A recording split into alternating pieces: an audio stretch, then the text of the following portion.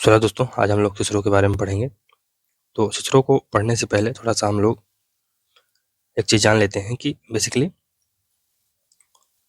जो चिंतन शैली होती है कितने प्रकार की होती है। तो हमने जो प्लेटो पढ़ा था उसमें भी हमने देखा था कि एक तो ग्रीक पॉलिटिकल थिंकिंग है, ग्रीक चिंतन होता है, ग्रीक चिंतन। फिर दूसरा रोमन चिंतन है, रोमन चिंतन, रोमन चिंतन। थर्ड है मध्य युगीन चिंतन, मध्य युगीन चिंतन। और वर्तमान में आधुनिक चिंतन देखा जा सकता है। तो जो ग्रीक चिंतन है इसमें प्लेटो और अरिस्टोटल आते हैं और यहाँ पर जो बेसिकली नगर राज्य की बात की गई थी, नगर राज्य की बात की गई थी और पॉलिटी बेस्ड स्टेट बताया गया था और लोकतंत्र की बात की गई थी।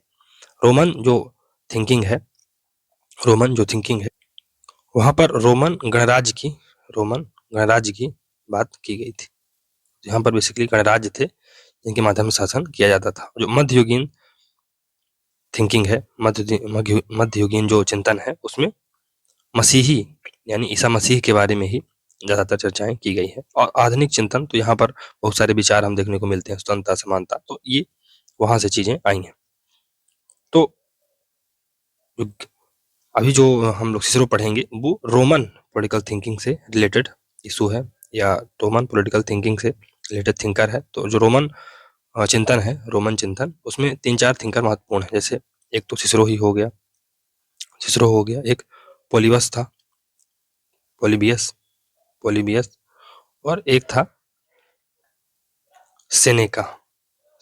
तो हमारे जो सिलेबस में है सिसरो है, तो सिसरो के बारे में पढ़ेंगे। तो जो ग्रीक पॉलिटिकल थिंकिंग थी बेसिकली उसमें दर्शन का महत्व था, आदर्शवाद की बात की गई थी, व्यक्ति के सद्गुण डेवलप करने की बात की गई थी, हमने पढ़ा भी था प्लेटो और अरिस्टोटल में।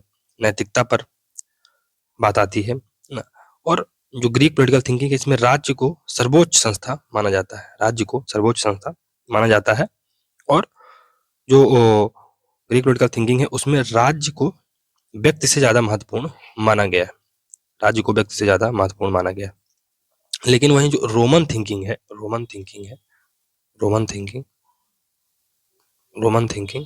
वहां पर राज्य एक सर्वोच्च संस्था नहीं है, बल्कि यह एक वैधानिक संस्था है। इसके साथ ही साथ राज्य और व्यक्ति, जो ग्रीक पॉलिटिकल थिंकिंग है वो राज्य और व्यक्ति को एक ही मानती है, जबकि जो रोमन पॉलिटिकल थिंकिंग है वो राज्य और व्यक्ति को अलग अलग मानती है और राज्य एक सर्वोच्च संस्था नहीं है बल्कि एक वैधानिक संस्था है। तो जो रोमन पॉलिटिकल थिंकिंग है उसको एक बार हम लोग अच्छे से पढ़ लेते हैं। तो जो यूनानी यानी ग्रीक पॉलिटिकल चिंतन था, यहाँ पर सुकरात, प्लेटो और अरस्तु थे। उसके बाद रोमन पॉलिटिकल थिंकिंग आती है और इसमें जो महत्वपूर्ण 3 विचारक हैं, पोलिबियस है, सिसरो है और सेनेका है। और जो रोमन चिंतन है उसकी जो मुख्य देन है वो क्या है कि व्यक्ति का राज्य से पृथक व स्वतंत्र अस्तित्व है। राज्य नैतिक एवं सर्वोच्च इकाई नहीं है बल्कि वैधानिक इकाई है और राज्य का निर्माण लोगों की सहमति से हुआ है। तो अब यहाँ पर एक कंसेंट का कंसेप्ट इंट्रोड्यूस किया जा रहा है पहली बार। राज्य व समाज तथा राजनीति एवं नैतिकता अलग अलग है, और प्राकृतिक कानून एवं सकारात्मक कानून की अवधारणा रोमन विचारकों की देन है। प्राकृतिक कानून और जो सकारात्मक कानून है उसकी जो देन है ये रोमन विचारकों की ही देन है। और इम्पीरियम का सिद्धांत देते हैं जो कि वर्तमान में आधुनिक जो संप्रभुता का कॉन्सेप्ट है उससे निकल कर आया है, जो इम्पीरियम का कॉन्सेप्ट है उससे। चलिए सिसरो के बारे में पढ़ते हैं। तो सिसरो बेसिकली जो सिसरो था वो जूलियस सीजर के टाइम पीरियड में जन्मा था। तो जब सिसरो का जन्म हुआ था तो इसके जीवन काल में जूलियस सीजर तानाशाह का अभ्युदय हुआ, उसने अपने जीवन काल में देखा और रोमन गणराज्य का पतन उसने देखा था। वह एक महान अधिवक्ता था यानी वकील था, है ना, महान वक्ता था और वो काउंसिल भी रहा था। उसने सीजर की तानाशाही का विरोध किया था, लेकिन चूंकि सीजर थोड़ा सा सॉफ्ट था, अपने जो क्रिटिसाइजर थे उनके प्रति सॉफ्ट था, लेकिन जब सीजर की हत्या हो गई और उसके स्थान पर मार्क एंटनी तानाशाह बना। तो वो इन सब चीजों को एंटरटेन नहीं करता था। तो उसने एक बेसिकली आलोचनात्मक भाषण की एक सीरीज चलाई थी इसने, सिसरो ने, जिसे फिलिपिक्स कहा जाता है। और इसी फिलिपिक्स के कारण अंततः गत्ता उसकी मृत्यु हो गई, क्योंकि जो मार्क एंटनी था, ये जो फिलिपिक्स जो एक श्रृंखला थी आलोचनात्मक भाषण की, इसको पसंद नहीं करता था। तो सिसरो के खिलाफ उसने एक अभियोग लगाया और उसे मृत्युदंड दे दिया, है ना। किसने? मार्क एंटनी ने सिसरो को। लेकिन सिसरो ने इससे बचने का प्रयास किया, लेकिन अंतोगत्वा उसके आदेश पर सिसरो मार दिया गया। तो ये दर्शन में जिस प्रकार सिकुरात मारा गया था, तो ऐसा रोमन जो विचार चिंतन है उसमें सिसरो की हत्या हो गई थी। और किसने मरवाया था? तानाशाह मार्क एंटनी ने। सिसरो के राजनीतिक दर्शन पर प्लेटो, अरस्तु व स्टोइक्स विचारधारा का प्रभाव पड़ता है, और उसने प्राकृतिक कानून का सिद्धांत स्टोइक से ही लिया। तो स्टोइक्स क्या है? बेसिकली ये जो संप्रदाय है, स्टोइक संप्रदाय, ये ईसा से 300 साल पहले यूनान में पैदा हुआ, और इसके जो प्रवर्तक थे जेनो। और जो स्टोइक्स था, यह संप्रदाय सुख दुख से उदासीन स्थित प्रज्ञ लोगों को बनाना चाहता था, यानी आप स्थित प्रज्ञ बने। और जो आत्म संयमी एवं सदाचारी व्यक्ति का ये बेसिकली प्रोत्साहित करता था। और इसने प्राकृतिक विधि का सिद्धांत यहीं से निकल कर आता है। फिर सार्वभौमिक राज्य एवं मानवीय बंधुत्व का सिद्धांत यहीं से निकल के आता है। सार्वभौम नागरिकता एवं मानव की प्राकृतिक समानता आदि सिद्धांतों का यहीं से प्रतिपादन किया गया था। सिसरो, सेनेका जैसे रोमन विचारक इस दर्शन धारा से जुड़े हुए थे, तो इस दार्शनिक धारा से जुड़े हुए थे। तो सिसरो की हम लोग अब कृति पुस्तकों को देखते हैं। तो जो सिसरो की जो रचनाएं हैं वो हैं डी रिपब्लिका, डी लेगिबस और डी ऑफिस। और जो इसकी रचनाएं हैं वो प्लेटो की जो रिपब्लिक है, द लॉ से काफी मिलती जुलती हैं, और ये भी संवाद शैली में ही लिखी गई थी। तो द रिपब्लिका में क्या कि इसमें भी जो सिसरो है अपने आदर्श राज्य की विवेचना करता है, अपने आदर्श राज्य की कल्पना करता है। लेकिन ये प्लेटो के आदर्श राज्य से भिन्न था। इसमें यूटोपिया की बजाय, या कि जो है ना आइडियल स्टेट की बजाय, या कि जो यूटोपिया है जो कि संभव नहीं है, उसकी बजाय वास्तविकता की ज्यादा निकट था। इसलिए ये प्लेटो की जो आइडियल स्टेट था उससे थोड़ा सा भिन्न था। और सिसरो ने इस पुस्तक में राज्य को एक वैधानिक साझेदारी कहा है। डी लेगिबस, ये इसमें जो कॉन्सेप्ट ऑफ नेचुरल लॉ का कॉन्सेप्ट इसमें दिया गया था, और ये भी स्टोइक संप्रदाय से प्रेरित था। और यहाँ पर जो सिसरो ने इस पुस्तक में इक्वलिटी बिफोर लॉ, यानी कानून के समक्ष समता के सिद्धांत का समर्थन किया है। और डी ऑफिस, ये इसमें सिसरो ने नैतिक एवं राजनीतिक कर्तव्यों की विशद विवेचना की है। अब सिसरो को राजनीतिक चिंतन है उसको पढ़ लेते हैं, समझ लेते हैं। तो इसमें मानव समता का समर्थन किया गया था। तो जब हम प्लेटो पढ़ते थे, तो जो प्लेटो है वो क्या कहता है कि हर व्यक्ति जन्म से समान पैदा हुआ है, या सभी के अंदर तर्क है, लेकिन कुछ लोग पैदा होने के साथ साथ जो शिक्षा व्यवस्था है उसके साथ सामने बिठाते हैं, और 3 कैटेगरियां बन जाती हैं। तो कुछ गोल्ड में चले जाएंगे, कुछ सिल्वर में चले जाएंगे, और कुछ कॉपर कैटेगरी में आ जाएंगे। तो ये एक श्रृंखला बन जाएगी। जबकि जो अरस्तु था, ये मनुष्यों में प्राकृतिक असमानता का समर्थक था।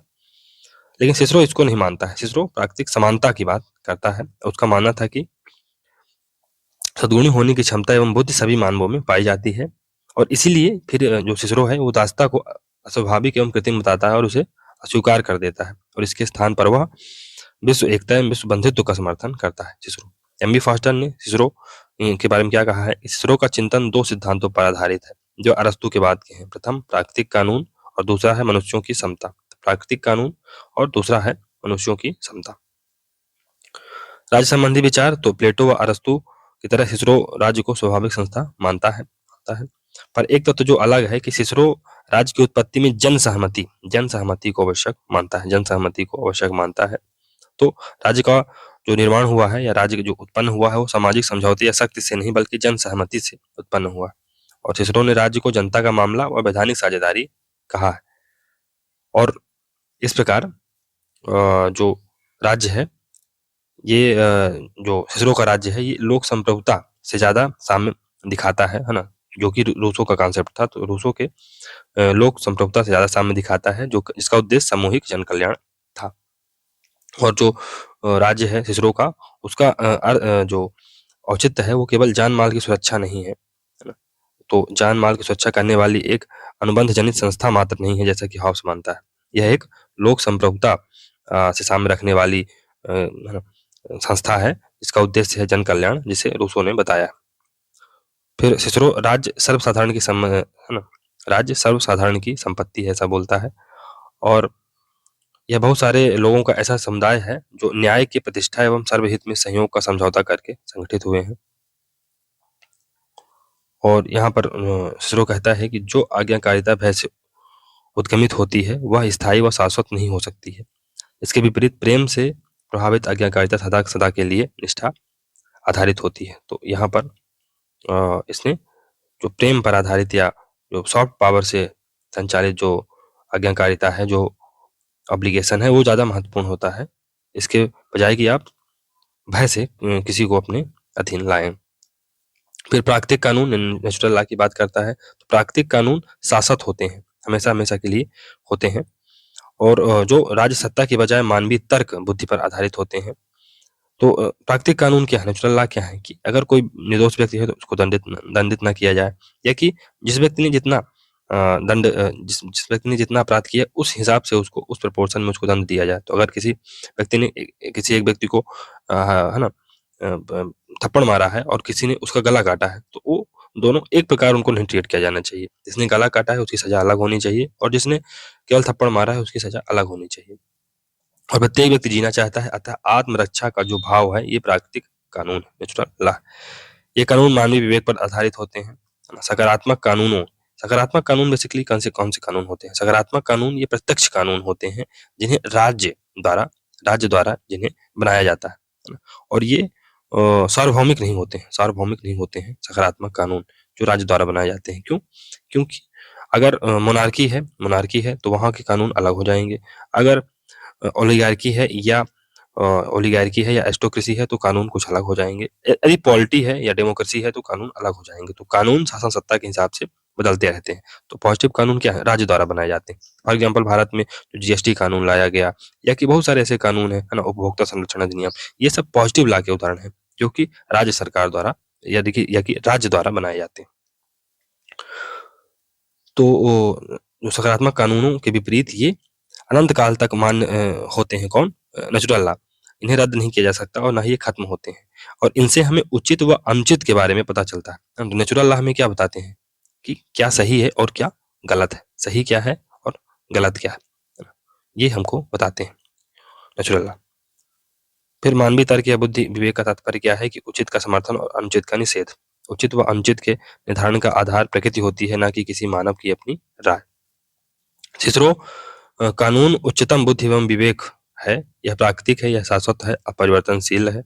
सिसरो क्या कहता है कि सच्चा कानून सही विवेक है जो प्रकृति के साथ अनुकूलता रखता है, जो सर्वव्यापी है, निरंतर है और शाश्वत भी है। नागरिकों को भी राज्य द्वारा निर्मित कानूनों का वही पालन करना चाहिए जहां तक वे प्राकृतिक कानूनों के अनुकूल व अनुसार हो। तो नागरिक पालन तो करेंगे राज्य के कानून का, लेकिन अगर कोई कानून नेचुरल लॉ को फॉलो नहीं कर रहा है तो फिर कानूनों का पालन नहीं किया जाएगा नागरिकों द्वारा, है ना। तो जैसे अंग्रेज जो ब्लैक कानून बनाते थे, जिन्हें ब्लैक कानून कहा जाता था, तो वो कानून क्या थे? नेचुरल लॉ को जस्टिफाई नहीं करते थे। तो सिसरो क्या कहता है कि अगर कोई कानून नेचुरल लॉ को जस्टिफाई नहीं करता है तो फिर नागरिक उसको नहीं माने। यही है। अब सिसरो के अनुसार मनुष्य दो प्रकार के कानूनों के अधीन रहता है। एक तो प्राकृतिक कानून है, नेचुरल लॉ है ना, जो हमें हमारी अंतरात्मा से पैदा होते हैं, है ना, अंतरात्मा से पैदा होते हैं। अगर कोई व्यक्ति ने ना किसी को थप्पड़ मारा है और दूसरे ने किसी की हत्या की है, तो दोनों को समान कानून नहीं समान सजा नहीं मिलनी चाहिए, अलग अलग सजा मिलनी चाहिए। तो ये नेचुरल है, ये हमारे नेचर से आता है, तो इसलिए इसमें है ना आत्मा से निकले हुए ये विचार होते हैं। जबकि जो राज निर्मित लॉ है यही पॉजिटिव लॉ है। तो पॉजिटिव लॉ क्या है? यही राज निर्मित लॉ है। फिर जो प्राकृतिक कानून है, इससे दो और सिद्धांत निकल के आते हैं। एक है मनुष्यों की प्राकृतिक समता का सिद्धांत। तो प्लेटो का क्या मानना था कि प्रकृति ने दार्शनिक ज्ञान प्राप्ति का सामर्थ्य कुछ ही लोगों को दिया है। इसके विपरीत सिसरो का मानना था कि प्राकृतिक कानून को पहचानने का विवेक प्रत्येक मनुष्य में है। भले ही मनुष्य भिन्न-भिन्न चीज़ें सीखता है, लेकिन उसमें जो सीखने की क्षमता है, वो तो समान रूप से पाई जाती है ना। यह तर्क बुद्धि है जो मनुष्य को पशुओं से अलग करती है और यह निश्चित ही सभी मनुष्यों में साझा होती है। और इक्वालिटी बिफोर लॉ यानी कानून के समक्ष समता की भी बात करता है सिसरो। तो सिसरो के अनुसार प्लेटो के अनुसार दार्शनिक राजा कानून से ऊपर होता है ना। हमने देखा था कि फिलॉसफर किंग को कोई बुक ऑफ लॉ से वो गाइडेड नहीं होगा, बल्कि वो खुद बुक ऑफ लॉ को गाइड करेगा। वहीं सिसरो का मानना था कि प्रकृति अपने कानूनों में किसी के साथ भेदभाव नहीं करती। यहाँ शासक व शासित दोनों समान होते हैं। सिसरो के अनुसार हम सब मनुष्य एक सार्वभौमिक कानून नेचुरल यानी यूनिवर्सल लॉ के अधीन है और उसकी नीति एक ही राजनीति समाज के सहनागरिक होना है तथा उसकी नीति एक ही। तो हम सब मनुष्य एक सार्वभौमिक कानून के अधीन है तथा उनकी नीति एक ही राजनीति समाज के सहनागरिक होना है। मिश्रित शासन व्यवस्था की अवधारणा कॉन्सेप्ट ऑफ मिक्स गवर्नमेंट। तो सिसरो निरंकुश शासन की स्थापना का घोर विरोधी था, अतः उसने मिश्रित शासन व्यवस्था का समर्थन किया जो राजतंत्र, कुलीन तंत्र, लोकतंत्र के समन्वय पर आधारित हो और रोमन गणतंत्री जो व्यवस्था है वो आदर्श थी। न्याय संबंधी विचार तो प्लेटो की भांति जो सिसरो है उसने भी न्याय के विचार को अपने आदर्श राज्य का केंद्र बिंदु माना है, परंतु राज्य की प्रकृति एवं न्याय के सिद्धांत के विषय में सिसरो प्लेटो से भिन्न है। फॉर एग्जाम्पल प्लेटो आदर्श राज्य की स्थापना करता है जहां पर वो समाज को निम्न और उच्च वर्गों में बांटने की बात करता है, जबकि तो वह प्लेटो की भांति प्राकृतिक असमानता में नहीं वरन समानता में विश्वास करता है। तो अब ये प्राकृतिक समानता है ना, मनुष्य की समानता पर विश्वास करेगा तो वो अब प्लेटो की तरह असमानता और समाज को निम्न और उच्च वर्गों में बांटेगा नहीं। सिसरो के अनुसार न्याय उस प्राकृतिक कानून के अनुसार आचरण करने में निहित है जो सद्विवेक राइट रीजन का आदेश है, क्योंकि प्रत्येक व्यक्ति विवेक सम्मत होता है, विवेक संपन्न होता है, इसलिए वे सभी समान हैं। सिसरो के अनुसार प्राकृतिक शक्तियों और योग्यताओं में सभी मनुष्य समान हैं। जो असमानता देखते हैं वह सामाजिक संस्थानों द्वारा ही उत्पन्न की गई। सिसरो के अनुसार अधिकारों की रक्षा न्याय का मूल आधार है। इस प्रकार सिसरो का न्याय कांट के नैतिक आदेश मॉरल इम्पेरेटिव के समान दिखाई देता है। अब सिसरो जो है तो दासता के जो विचार है उसको दास प्रथा को अस्वीकार कर देता है। न्यायपूर्ण व्यवहार प्राप्त दासों को न्यायोचित एवं मानवोचित व्यवहार का पात्र मानता है। फिर यही सकारात्मक कानून के बारे में हमने देख ही लिया है कि ये राज्य द्वारा बनाए जाते हैं, प्रत्यक्ष होते हैं। फॉर एग्जाम्पल उपभोक्ता संरक्षण कानून, सड़क कानून, जीएसटी आदि ये सकारात्मक कानून के उदाहरण है और ये सार्वभौमिक नहीं होते हैं, जबकि राज्य व्यवस्थाओं में अलग अलग होते हैं, तानाशाही में अलग, लोकतंत्र में अलग। महत्वपूर्ण कथन देख लेते हैं। तो सेवाइन क्या कहता है कि राजनीतिक चिंतन के इतिहास में उसकी महत्ता, किसके बारे में, सिसरो के बारे में बोल रहा है, उसकी महत्ता इस प्रकार से है कि उसने स्टोइक के प्राकृतिक कानून के सिद्धांत को वह रूप प्रदान किया जिसमें वह स्वयं उसके काल से लेकर 19वीं शताब्दी तक समस्त पश्चिमी यूरोप में सार्वभौम रूप से मान्य किया गया। मॉन्टेस्क्यू तो वह पहला रोमन था जिसने दर्शन को विद्वानों के हाथों से लेकर उसे विदेशी भाषा के बोझ से मुक्त किया। उसने दर्शन को विवेक की भांति जनसाधारण की मिली-जुली संपत्ति बना दिया। सिवाइन तो सिसरो का महत्व अपने विचारों की मौलिकता में नहीं वरन अभिव्यंजना की शैली में है। मैक्स बियर सिसरो संपत्ति हितों का प्रतिनिधि था। उसका भूमि के पुनर्वितरण एवं ऋणों की दस्तता से कोई लेना देना नहीं था। तो यहाँ से हम लोग सिसरो को खत्म करते हैं दोस्तों। ये बहुत ही छोटा थिंकर था और छोटा इन द सेंस की मतलब बहुत ज़्यादा था नहीं इसमें।